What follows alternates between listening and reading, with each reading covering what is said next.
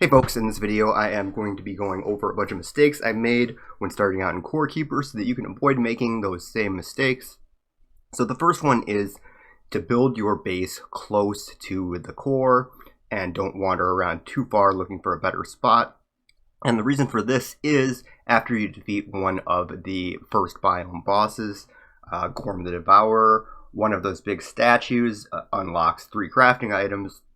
And one of them is a recall idol that you can craft, and it recalls you to the core. So if you built all your stuff far away from there, it's going to waste a lot of time for you to run over to wherever your base is.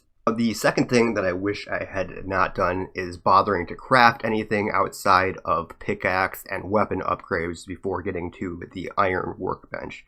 And the reason for this is you get to iron pretty early in the first biome. You'll probably run into it and be able to gather those materials without much difficulty, and there are better uses, I think, for the tin that you've gathered, and you can go through a lot of tin with some pretty good uses.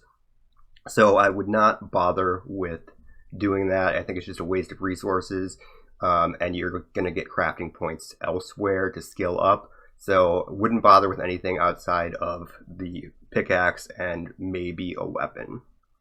So I mentioned I think that there is better uses for tin, and one of the things that you're going to want to do is make lots and lots of rails to get back to the places that you want to go quickly. And rails take tin and wood. And the other thing that you want to keep in mind is to probably either pick up your minecart or carry an extra minecart with you and put it in the top hotbar slot. So top hotbar slot, I mean put it in the hotbar, because when you die you don't actually drop the items in your hotbar, so it'll be a lot quicker to get back to your corpse if you do die and retrieve your items if you keep a mine cart in your hotbar and you've actually built some railroad tracks. So next we'll talk about fishing, and I recommend not starting fishing until you have at least the iron fishing rod. There's a few reasons for this. One of them is that access to certain fishing spots is determined by what type of rod you are using. And I found it actually generally easier to reel in on the patterns of the fish in some of the later fishing spots than the guppies in the earliest fishing spots. It might have been a result of just having a better fishing rod at that point, but there's only like a few patterns of fish reel-ins, and the ones in the second and third tier fishing spots tend to have patterns where they have longer periods where you can reel in and aren't as erratic as the guppy patterns, which appear to have one long burst and then one short burst when you're reeling in. So I think it's more predictable to reel in the higher tier fish, if you can call it that. And then the other thing is if you are failing to reel in fish, I don't think you get any skill points. I've never gotten a skill up on a failed fishing attempt. So if you're really great at fishing, then I guess you can go ahead and start right away. But I personally don't recommend it. I guess a few other pointers about fishing. I find it generally easier to spot if you are casting in the right spot, if you are casting side to side horizontally rather than up and down vertically. And you can fish in spots where there are not sparkles, but you will tend to, a lot of times, one, it'll take longer to get a bite, and two, a lot of times you'll reel in valuables. I guess they're called valuables, but they're really just junk. But that does bring me to a point about valuables. You should save them anyway, because there are actually merchants in the game that will give you coins for all of the junk items, and some of the later ones will give you significantly more, and you can buy different things like ore and blueprints and things to reset the bosses from those merchants. And there's also an item that you can get that will allow you to put the merchant in your base.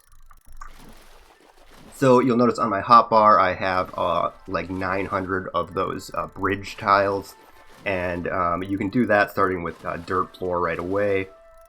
So I would carry a bunch of the ground tiles with you, not the ones that go over existing ground, the ones that can actually be bridges. So sorry, I didn't mean tiles, I meant the bridge, stone bridge or dirt bridge or whatever.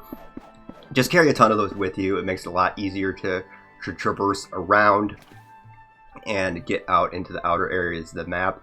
And this is going to be a little bit of a spoiler, so skip ahead here if you don't want to hear any spoilers. But there's a wall around the first biome, and don't bother like looking for a gap in that wall to try and get out of there. The wall will go away after you clear the 3 bosses.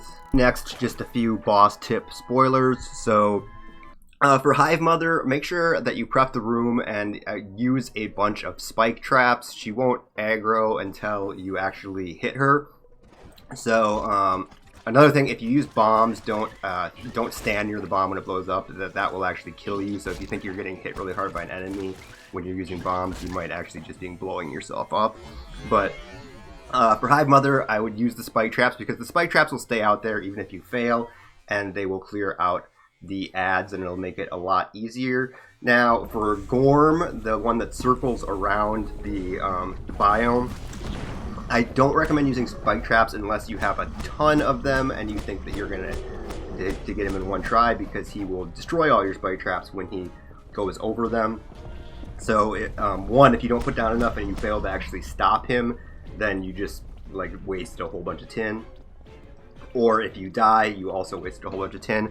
So I would use bombs instead on Gorm. I think that is the better route. It's cheaper and it doesn't take any tin to make. So that is my tip for Gorm. Anyway, hopefully you either found some of these tips helpful or some of my terrible play and action there was entertaining for you.